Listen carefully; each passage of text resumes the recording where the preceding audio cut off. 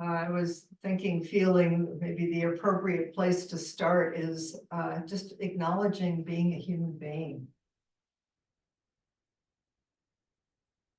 And all of its wonder.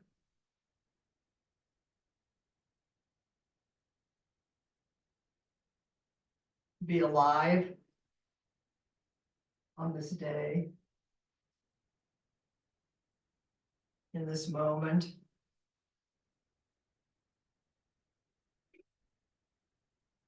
And we all carry some measure of sorrow.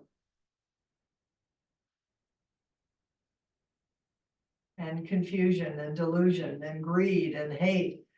It's hardwired into us. We see and perceive in dualities. We see this because of that, and that because of this. And then our little minds and our little karmic conditioning just evokes a nanosecond, moment after moment. So many stories and likes and dislikes and wishes and hopes and fears.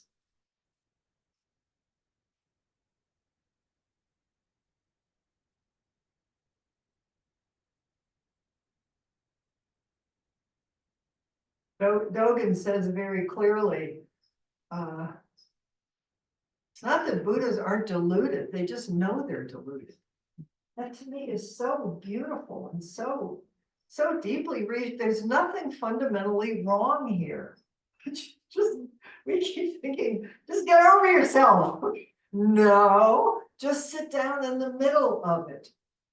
So much wisdom today that we're just stopping and sitting down in the middle of this amazing Indra's net.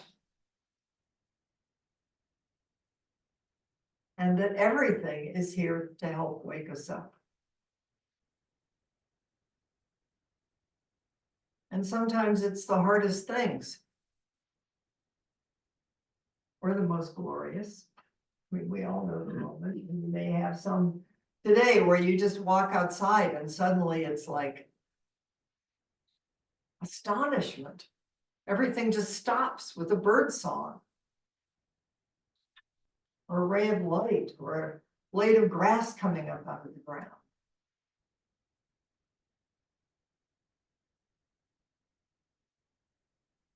And we also know that we have on the altar today, the redwood blackbird, you may notice them today. They're our bigger altar. They're out there amazing with the red tufts on their head. But on the altar today, we have Gretchen's sister and Sherry's sister, who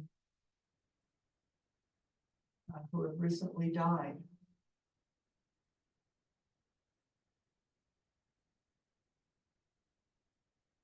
So how do we be here? How do we do this?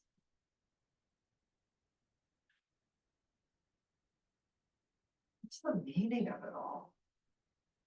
You must all ask yourself that, right? What's going on here?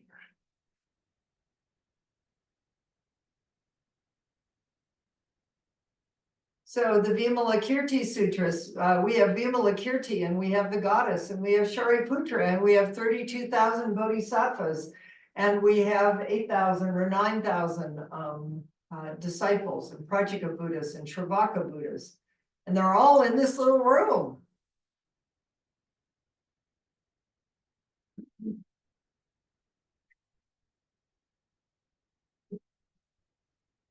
You have to see with deep Buddha eyes to know that they're always here.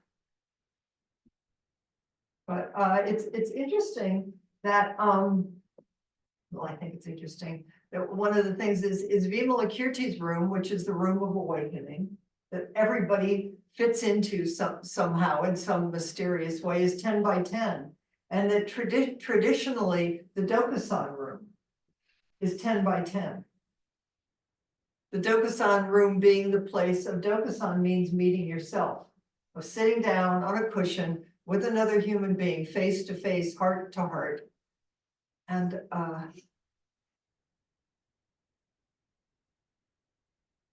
mean, whatever your question is in Dokusan, it's the lead, the front of your spiritual life, the spiritual question of what is it to be alive? It may sound like this, or it may sound like that. In some ways, we're always asking the same question. And what's great in the Vimilakirti Sutra is that Shariputra keeps asking really dumb questions. And Vimilakirti and the goddess keep really compassionately and kindly in their own way, helping and saying, you're still caught in duality. Notice you're still caught. Which of course, the minute you create a thought or a question or give it words, you're going to be in duality. Because that's exactly what words do, but they're not the problem. And thoughts aren't the problem. It's like everything is Buddha's body here to wake us up. It's just, where are we in it and how much do we believe it? And how do we, too much detachment, too much, quote, non-duality. It's kind of floating above the world, too pure, too pure, too pure. Sometimes we notice that it's just too hard. I'm just gonna hover a few feet above the earth. Maybe I'll come back down when it's a little more comfortable.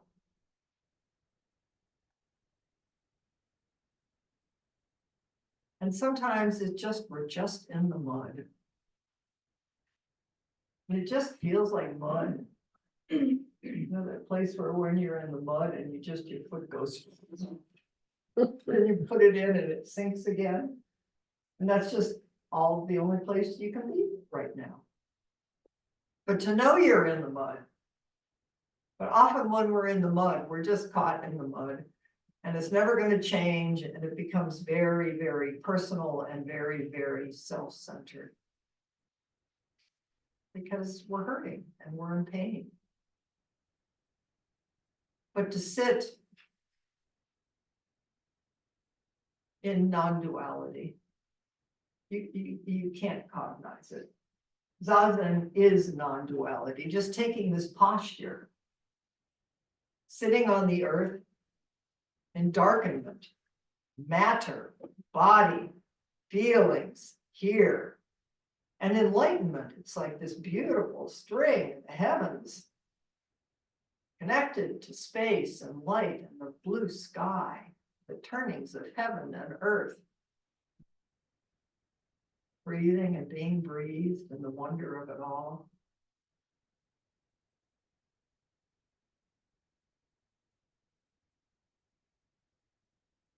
We have tastes of the unconditioned, whose very nature is love, very nature of which is intimacy and no gap, just so close. Like there's no gap between me and the bird song.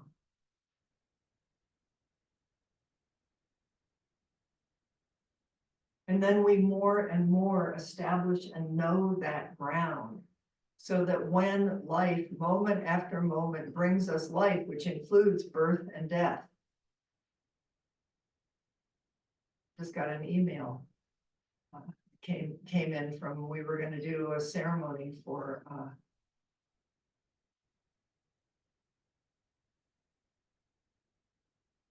probably Marian Stefanik and Stan of Everyday Zen.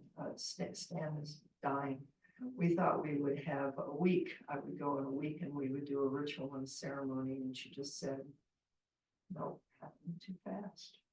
Not too fast, happening. Stan seems fine. He's a really deep practitioner. I mean, which is not to say deep practitioners don't get scared and confused when they're dying. And they're both actually doing pretty fine, given that he's dying. But you just don't know. So that's why we have things like Vimilakirti helping us, why we turn to the sutras and why we turn to the study. To help us use words and language of the ancients, of the wise ones, to help us as a kind of mirror.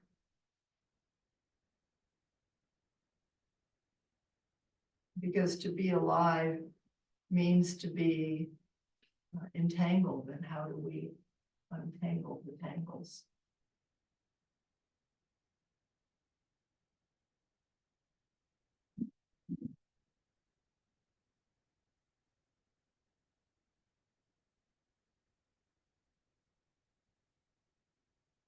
Here's the goddess.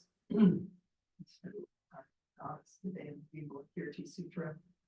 Some of you may not have been following along with her, but it's okay. She shows up everywhere. She pops up. So, hey guys, how can I help? This is Joan Sutherland.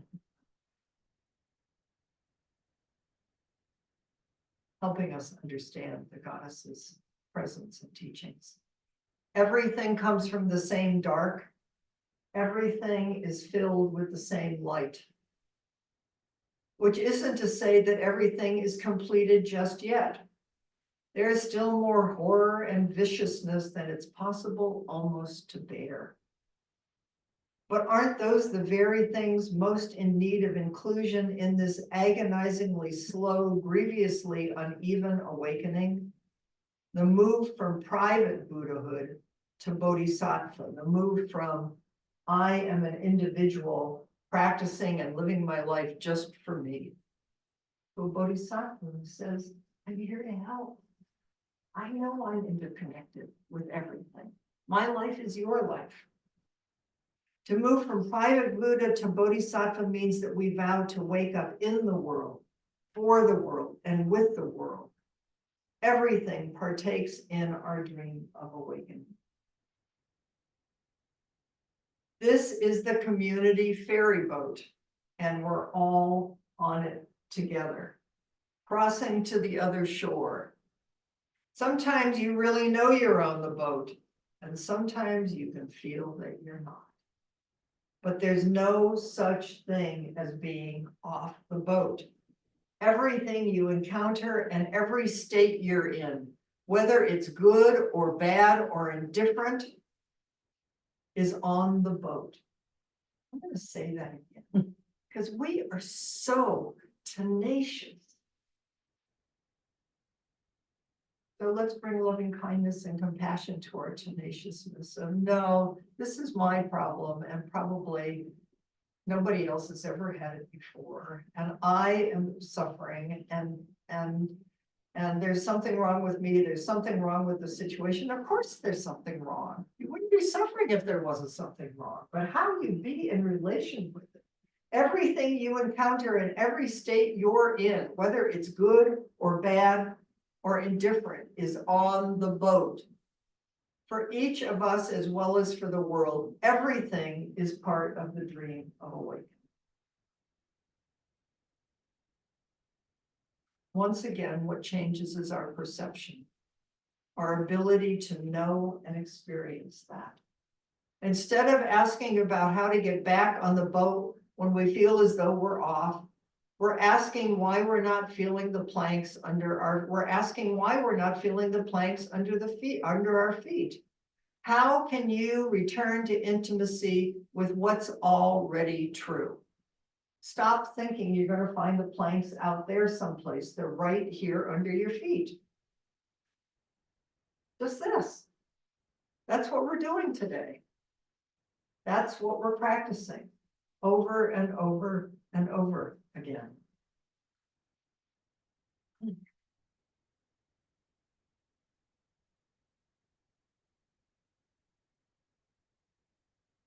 So then Joan Sutherland has more to say about this, which I thought I would bring forward. She calls it self-obsession and its transformation. Thich Nhat Hanh, translations are really interesting. Thich Nhat Hanh calls it pride, being a proud human being, like me. I would maybe call it just self-centeredness.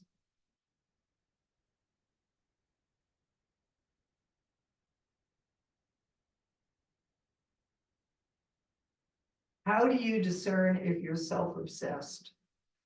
I'm sorry, that's funny.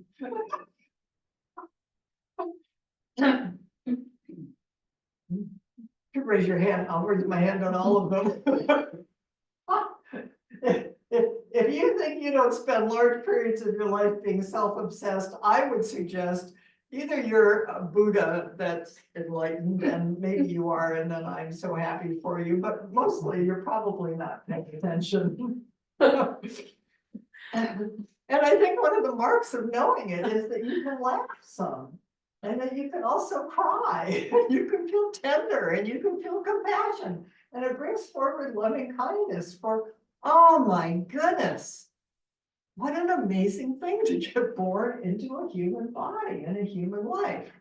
Okay, so here's some questions or things that you might, what you might discern. A strong commitment to self and its concerns at the expense of others. I can be really generous and kind until I hit some limit. Just notice it. Where does the self come up? What happens there? 2, you're desperately unhappy about your greed, hate, and delusion, and always trying to fix them. We have a strong preoccupation with our own unhappiness. But touch anybody? How does a judgment? Just isn't like, oh yeah, Buddhas know they're deluded. 3, spending a lot of time and energy trying to avoid greed, hate, and delusion, or desire, I want it, I don't want it, hate, aggression, aversion, delusion, confusion, because it's scary or it hurts. Like, let's not skip that part. That's where the compassion part, the loving kindness part comes in. It's a strong commitment to the self that needs protection from the world. Yeah. Too hard. So then the goddess, in her own language, and this is through Joan Sutherland, recommends getting some distance and some perspective and learn to disidentify with your states and your conditions. We're just creating a little bit more space, moment after moment. Zazen, sitting down in the middle of it and noticing there's space here. Walking on a summer day outside in the garden, there's space here. And it can be simultaneous. It can be like, wow, a mystery of a plum ripening on the tree, and my heart is breaking. Or I'm so angry, I don't even know what to do with it. You just watch it flash. That's all. So here's some suggestions that you can maybe use in your own way. And you could try with this. She says, you start with, I had a childhood. Let's see what arises.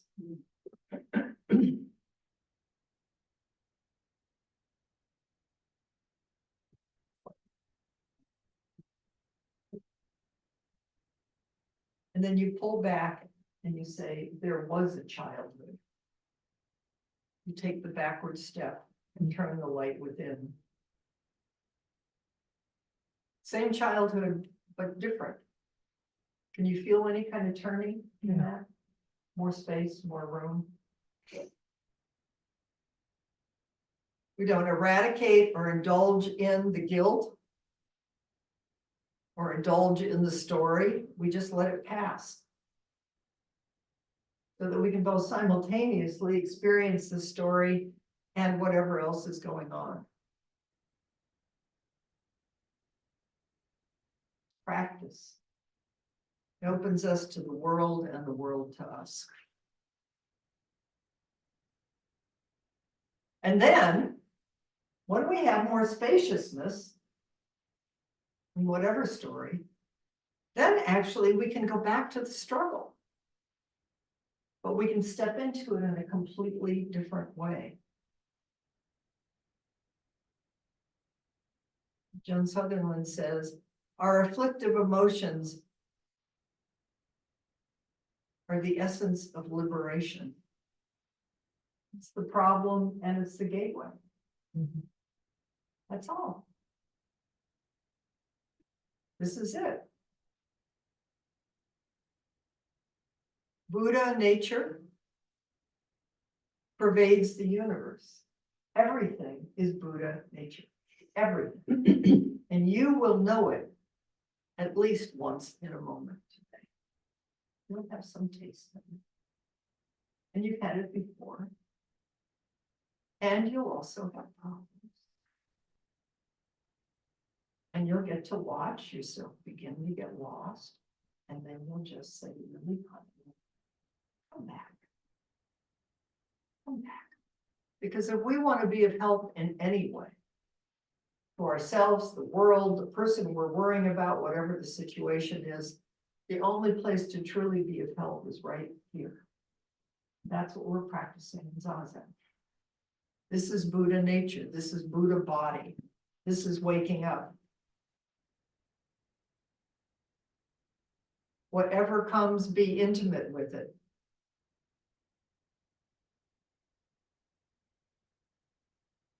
Know when you're feeling tilty, on uncertain ground. Bring curiosity. Not knowing is most intimate. What is it? Who am I? What is it?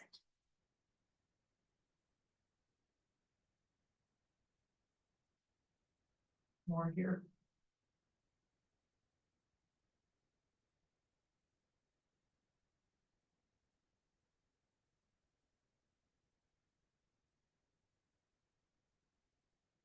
It's in coming into relationship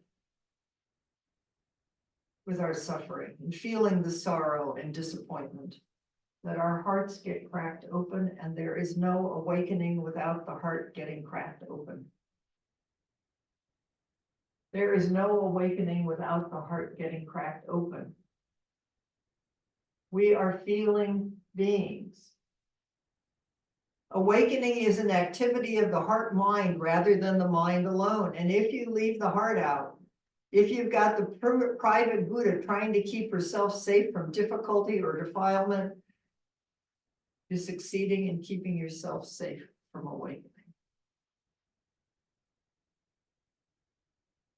The dream of awakening includes everything. There's nothing outside it, nothing that's not awakening.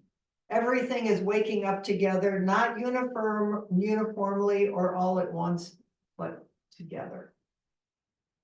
Is there anything we'd more gladly see transformed by awakening than greed, aggression, and denial, cruelty, and indifference and selfishness? Would we try to leave them out, even if including them makes our own awakening seem more complicated in the short term? Could it possibly be true that the trap door into the vastness exists only under some moments and not others? That awakening is conditional? And are you ready to bet the farm that you can decide which moments to embrace and which to repudiate?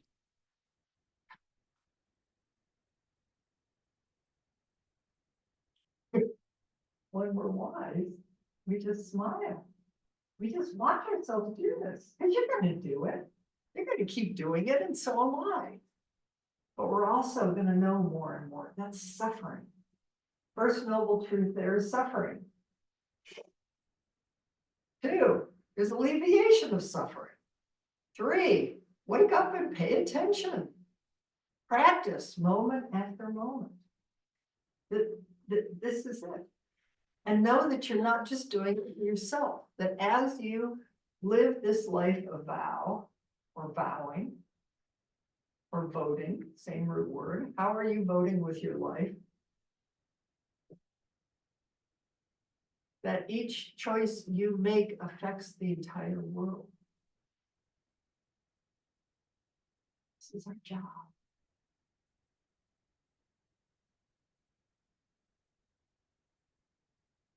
As you do it, it helps the person next to you. And as you do it, it helps the person next to you. And as you do it, it helps the person next to you. And not only that, it doesn't just help the people in the room, it helps the people on screen. And they're all over the place, far away. So we already know what an amazing reach we've got into the world, but it also helps all the people you're worrying about and caring about.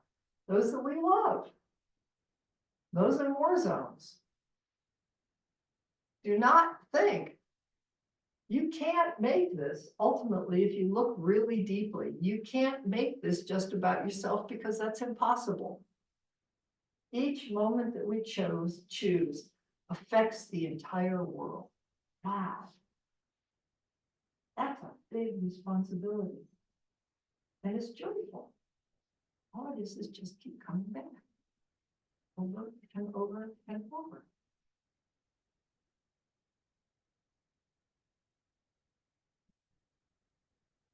Then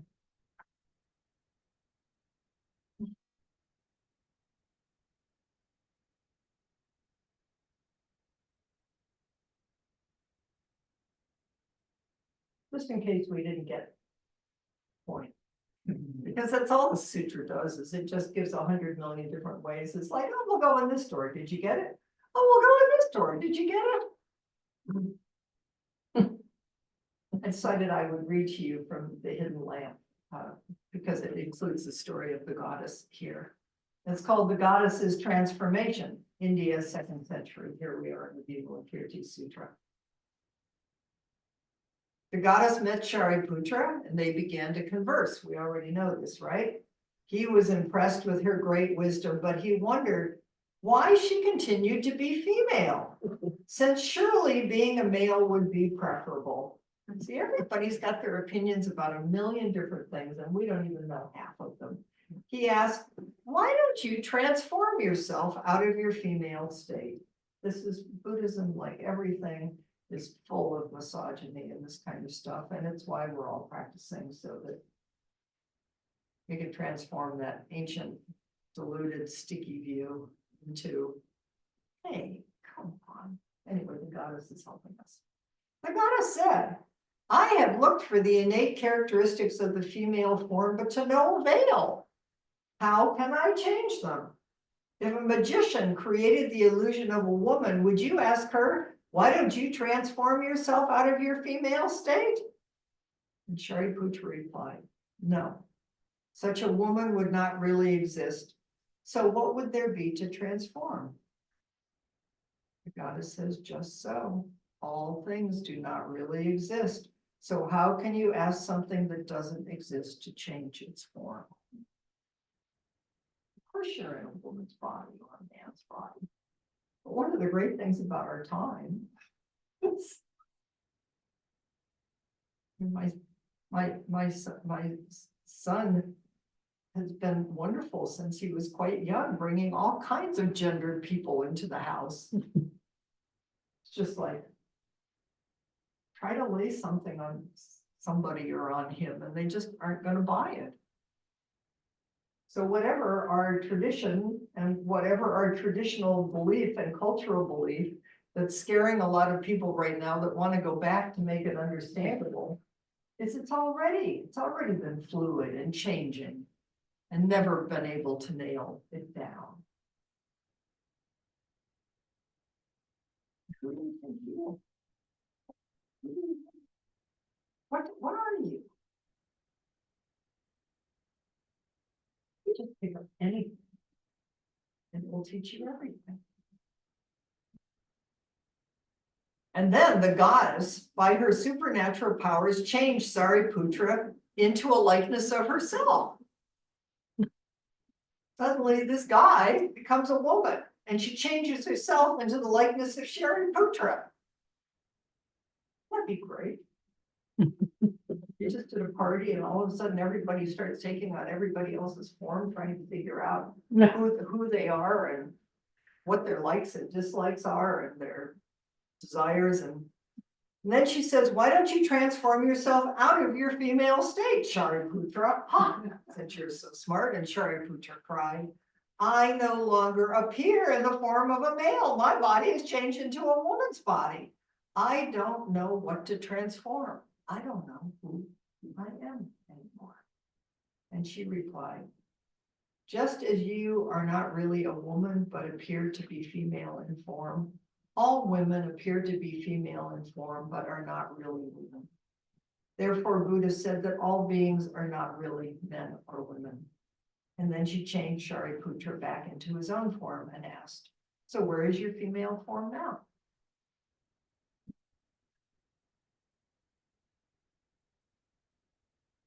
Who are you? What is this body? So here I'm going to read you a little bit about Jan Chosen Bay's reflection on this. Once someone asked me, in India, it is said that you cannot be enlightened if you are a woman. There is cultural stuff, that says things like that. What does it say about this? And I answered, in Zen practice, we say that in order to be enlightened, you must be completely a woman, completely a man, both and neither. All of the above, none of the above.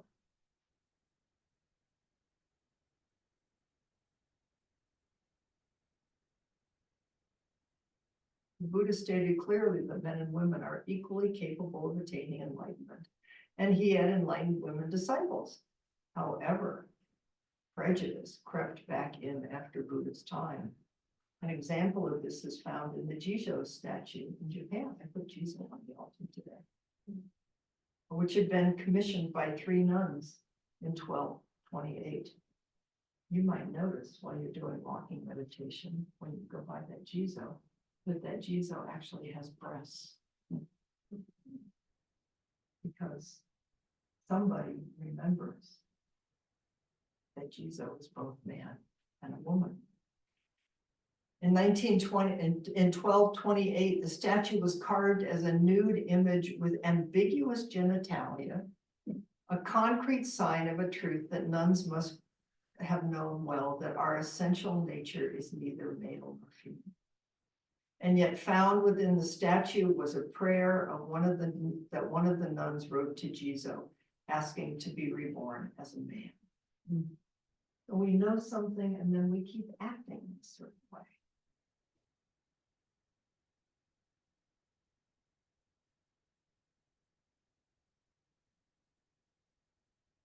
Where was your first moment where you thought you were a man or a woman? Where was your first moment where you thought, I'm not a man or a woman? Where was your first moment where you thought, who am I? And what is this whole thing about anyway? And how do I live in this human body and express this self?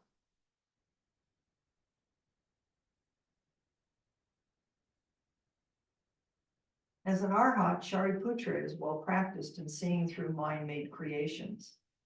And yet his words, well, we know from the Vimilakirti, he's not so practiced. Like all words spoken from the point of view of prejudice, give life to prejudice.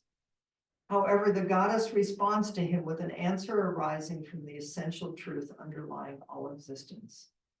In asking, if a magician created the illusion of a woman, she is pointing out that we are all constantly creating ourselves out of bits of sound and color. And the glue that holds it all together is the deep thought, I am this and this is mine. We keep setting ourselves up and creating ourselves in opposition to something else. The illusion is so powerful that we will defend it to our death. I might have mentioned earlier that somehow Bruce and I got into watching Ken Burns's The Civil War from 1990, the documentary. And watching hordes and hordes of young men, that's how it was then, killing each other by thousands. Because one person thought they were the North and one person thought they were the South.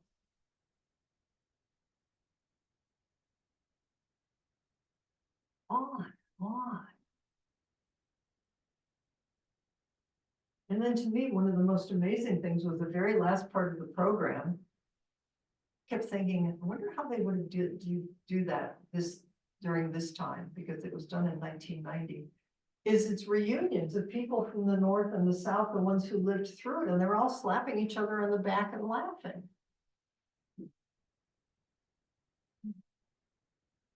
Like, how can that be? How can you be in some kind of a passion where you're willing to kill another human being? Or to kill yourself, for goodness sakes. I mean, in terms of lack of kindness to yourself. And then somehow in a different time, in a different frame, you just think, oh, it's just Leslie. Hi, Leslie. Wow, we went through some stuff back then. I mean, we're all doing that all the time, right? In one way or another, in our families. What was your childhood? How are you holding? What are you holding on to? Just not to say that there isn't suffering. You can't bypass the suffering. Please, desire. I want what I want, and I want it to be the way I want it to be. And there are things wrong with the world. Hatred, aversion. It's hard and it's painful, and I wish it would go away, and I would really like some space from this. This political thing these days is just crazy. But it please just stop. And it's the Pure Land. And our job is finding a way to sit in the midst of it. Earth touch. That's what bodhisattvas do. Here I am. Here I am. And we don't know how to do it. All we know is that's the vow. You can't know how to do it. Because if you pay attention in a cultured society or a cultured world, it's going to ask you to take sides.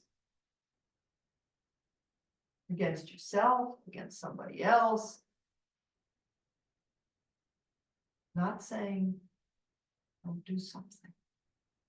But what's the appropriate response that comes from the deep ground of, to use John Sutherland's word, freedom from self-obsession? How can I be a help?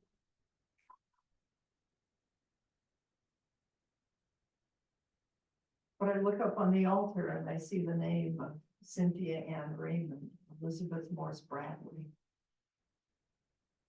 I see Jizo. Sometimes a male, sometimes a female. Whatever you need. Jizo, actually, the amazing thing about Jizo Bodhisattva, who is, sometimes they say the roots of Jizo Bodhisattva is Pravithi, which is the ancient earth goddess, earth womb, earth storehouse. Is Jizo just says, I will go wherever you need. And I will take whatever form is needed. Jizo, in fact, loves hell realms. I mean, sorry for hell realms, but isn't scared of them. So what are the hell realms in yourself? What are the hell realms in this world?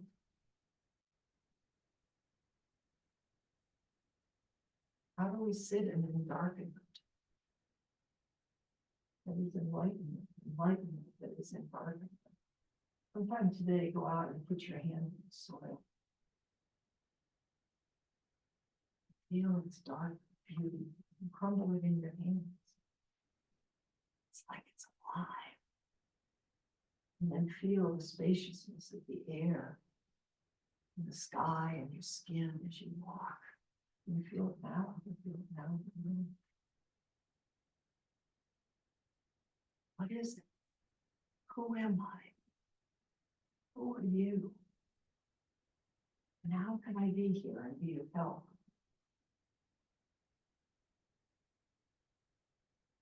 We have been, are, and will be everything. Our practice helps us at last to let go of all differentiation and sit at ease in the humming law of potential energy we call emptiness. Ooh, that's quite a sentence.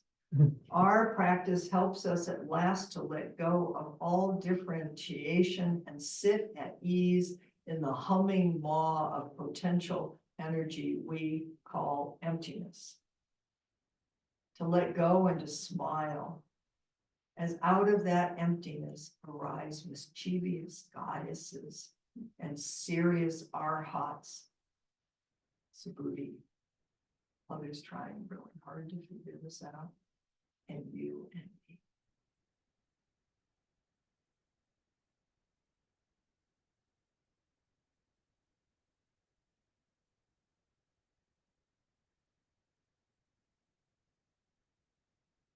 Goddess says there are 8 rare things that happen in Vimilakirti's room. The room we enter to become, give birth to ourselves as bodhisattvas. This very well. Want to hear them? Mm-hmm. You sure? 1, the room is always illumined with light. Because the bodhisattva vow is radiant all of the time, independent of circumstances and conditions. Radiant, it's in your heart, always here. 2, it's always filled with music that expresses the way. And it's the music of non-sentient things, rocks and grasses and rivers and mountains and stars in the material realm. Suzuki Roshi said, I just want my students to be able to hear the bird song.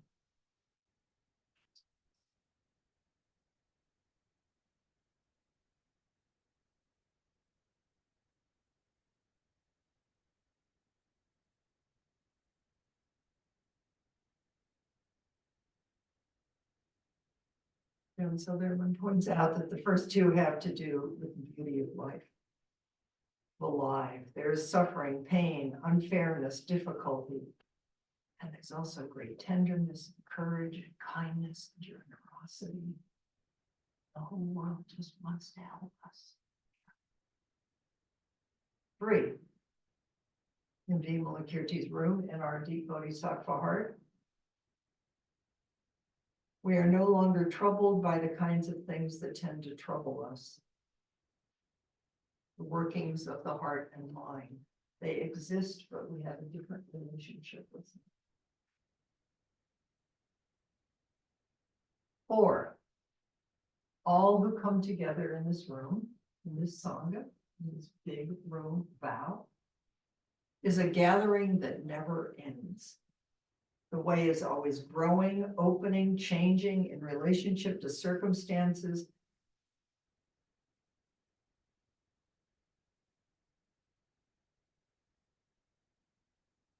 Everyone and every part of this gathering.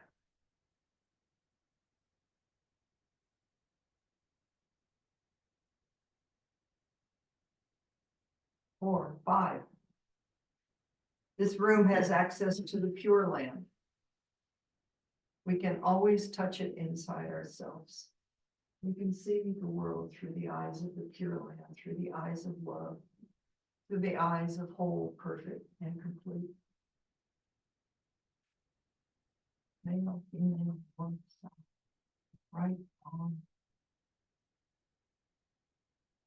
all good is fine.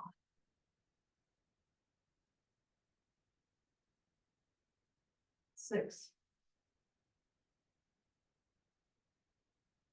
There is an inexhaustible storehouse for the benefit of all. In other words, we have everything we need. Everything. Dogen says the storehouse of treasures opens by itself. You can take them and use them any way you wish. All here. Whatever you need. What do you need? You think it's not here? Keep looking, keep asking. And I'll close with Shariputra, who's so tenacious in asking his good Shariputra questions. it's so great because Vimilakirti and the goddess are like helping and helping and helping, and Shariputra just keeps, I gotta ask this question, I gotta know this. I'm not gonna take it on blind faith. He says, how long will it be until you attain perfect, complete enlightenment? It's like, where are we going? What are we gonna get there? What's going on here? Same question. And she says, the goddess, I'll never attain perfect, complete enlightenment, because enlightenment doesn't have a fixed location, so you can't attain it, it's everywhere.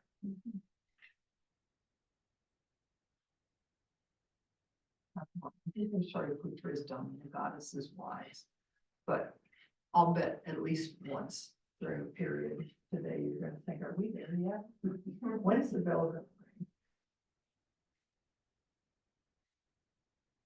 ring? Shariputra says the Buddhas are now attaining, have attained in the past and will attain in the future. There is numerous as the sands of the Ganges rivers. We got a million stories about all these Buddhas and Bodhisattvas. What about them? Are you saying they didn't attain something? They're not attaining something? And the goddess says, you're just using conventional words about past, present, and future. It's a lie. Stop trying to make it small. Awakening is everywhere and timeless, and it's happening right here and right now. There is no wasted time. There are no mistakes. It flows into the future and wakes up in the past as well. Everything you do today, whatever you think was the problem in the past, it's touching the past too. You can change and enlighten and awaken the past. Whatever your regrets are, sit with them all the way through. It's nothing stuck any place. There's nothing lost. There's no before or after. The room is filled with light and with music. And it's one of my favorite things, is you need to see with your ears and hear with your eyes.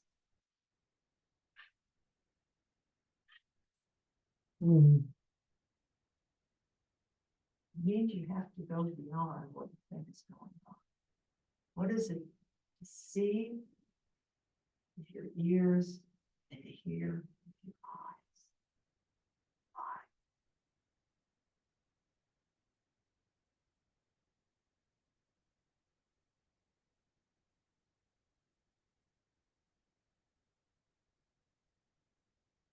So we have nothing to do all day except sit around for the sake of all beings. I mean, talk about an amazing privileged life. So don't waste this life.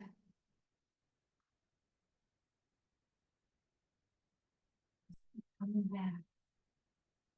Just here, just here, just here.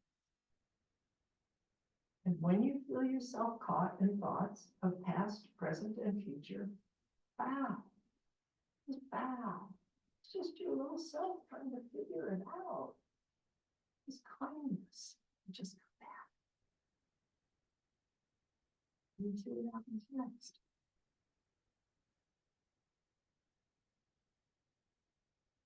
And if there's grief, that's part of it.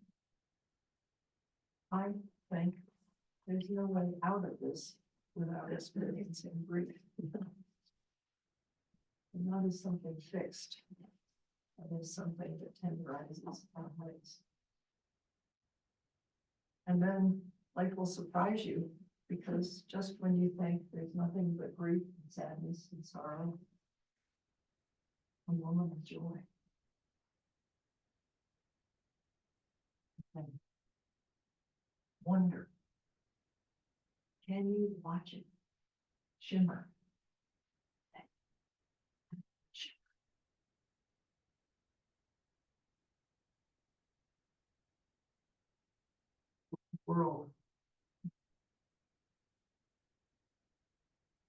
World is asking this of us.